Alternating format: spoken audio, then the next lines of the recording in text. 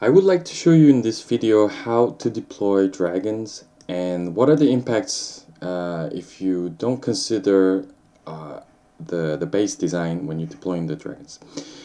So in this attack, Ragnar did an attack towards enemy number 17, and here is the problem. So he deployed the dragons on this corner, and in a one point. The problem of deploying units in one point in general is that they will split. So they will split, and it is not very easy to control them where you would like them to go, because in Clash of Clans the units move based on the closest building they can attack. So like third of them will go upwards and third of them will go downwards, and rest of the third will go into the center, which is kind of waste. So to avoid this type of situation, you would like to deploy them in lines, in long lines, not as a one point, but if you deploy them in lines, they would pretty much likely go towards this direction, because they will destroy the buildings in a similar pace.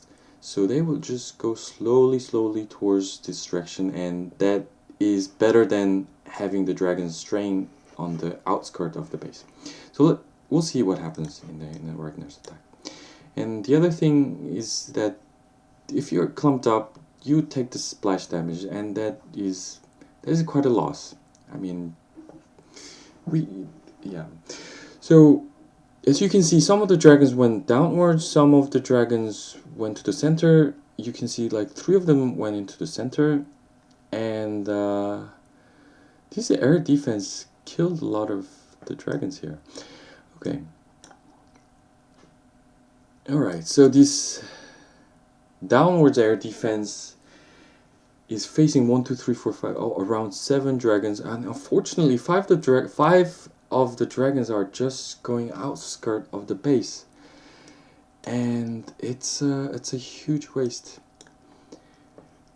And this remaining air defense on the north side had plenty of time to kill off these remaining dragons. Also, as you can see, you only need a couple of puff to destroy the build structures. So if they're clumped up and they're all attacking the same time, so it's kind of one puff is wasted in this case. So it's always better to just deploy the dragons one by one in a long line. It's always better. So we're going to speed up this attack. It was quite unfortunate. This level 5 air defense just killed, I don't know, maybe 8 dragons in this attack. Alright, so we're going to move on to the next attack, which is done by Uranio, and he did pretty well. So so what he does is he takes out this air defense with 3 lightning spells, and then he deploys the dragon on this side, because we're going to see the attack and continue the discussion. So here the north side air defense is gone, so when you look at the base, there's only 1 air defense left, and this edge would be the closest edge to the air defense. So he deploys the air dragon one by one beautifully on the edge side, and as you can see, they will go towards the center, because when you deploy them in line, they will destroy the structures on an even basis, and they will just move in a beautiful line. Yeah, some of the dragons might stray off, but it's okay. And this balloon is a quite nice touch. It's kind of backup plan when the dragon strays off and then doesn't take care of the air defense. It can happen, and balloons can be a really nice backup because they go directly to the defense structures. So here, in fact, balloons took care of the air defense. Now, in this base, there's no more air defense left. Therefore, there's nothing else that can stop those dragons. 1, 2, 3, 4, 5, 6. 6 dragons plus 3 balloons. This base has no chance but to give 3 stars. We're gonna speed up to the max and we'll see what happens.